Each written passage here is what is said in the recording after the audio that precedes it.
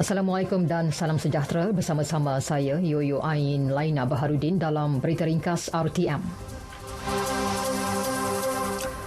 Itali membatalkan pendaratan semua pesawat termasuk pesawat yang mahu membawa pulang rakyat Malaysia. Timbalan Menteri Luar Negeri Datuk Kamaluddin Jaafar berkata, perkara itu diputuskan oleh pihak berkuasa penerbangan awam Itali dan dimaklumkan Kedutaan Malaysia di Itali. Mengikut perancangan awal, penerbangan itu melibatkan 82 rakyat Malaysia yang berdaftar dengan Kedutaan Besar Malaysia di Rom.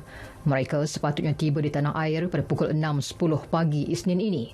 Beliau yang juga pengerusi pasukan petugas COVID-19 Kementerian Luar Negeri berkata demikian dalam sidang media di kementeriannya di Putrajaya. Buat masa ini, Wisma Putra sedang bertungkus lumus termasuk berunding dengan kerajaan Itali bagi memberi kebenaran khas untuk kita meneruskan urusan repatriasi dari Itali ini dengan secepat mungkin. Sebarang maklumat berhubung situasi ini akan Wisma Putra maklumkan dari masa ke semasa. Datuk Kamaluddin Jaafar. Sikap masyarakat yang menganggap peraturan membebankan. Antara faktor penyebab masih ada individu tidak mematuhi peraturan Perintah Kawalan Pergerakan. Pensyarah kuliah Undang-Undang Ahmad Ibrahim, Universiti Islam Antarabangsa Malaysia, Dr. Mazlina Muhammad Husin berkata, mereka memandang ringan ancaman wabak COVID-19 kerana belum mengalaminya sendiri. Keseluruhannya saya rasa kita tidak boleh menyalahkan masyarakat sepenuhnya kerana bukan semua yang melanggar peraturan itu adalah mereka yang ingin melanggar. Saya tidak nafikan ada yang memang betul-betul degil tetapi ada juga yang terpaksa. So dalam keadaan ini kita perlu memberikan lebih kesedaran kepada masyarakat bahawa COVID-19 ini adalah sesuatu yang serius, arahan ini adalah sesuatu yang perlu dipatuhi dan segala alasan seperti tidak tahu itu bukanlah satu alasan yang baik sebab di bawah undang-undang pun, di bawah kanun keseksaan, tidak mengetahui undang-undang ataupun mistake of law bukanlah satu kekecualian yang boleh diterima. Dr. Mazlina Muhammad Husin.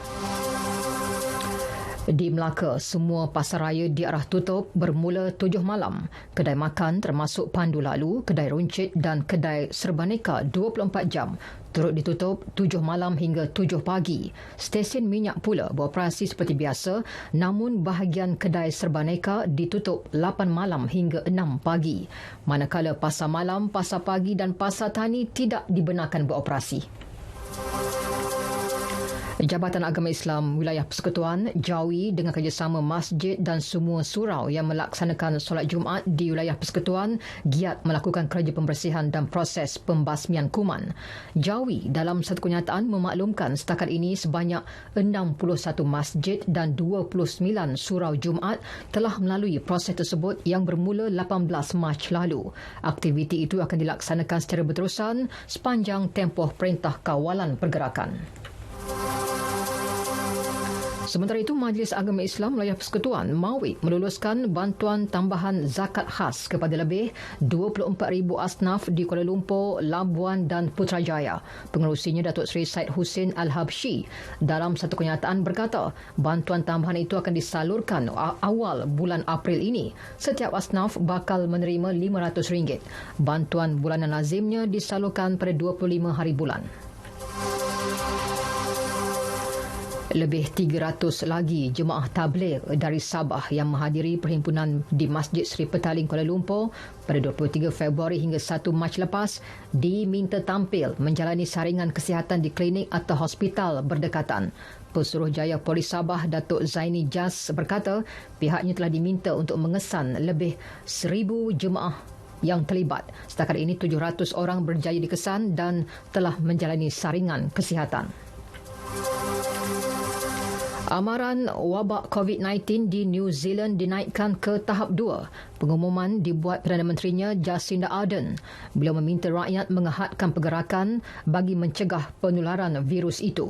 Rakyat berusia lebih 70 tahun atau mempunyai penyakit kronik pula diminta kekal berada di rumah. Setakat ini 52 kes positif COVID-19 dicatatkan di New Zealand. Sekian berita yang disunting oleh Amy Noraliza Adnan dari Pusat Berita RTM. Patuhi arahan kawalan pergerakan. Amalkan 3 langkah pencegahan COVID-19. Duduk di rumah, kerap basuh tangan dan jaga kebersihan diri serta kekalkan jarak 1 meter antara individu. Assalamualaikum.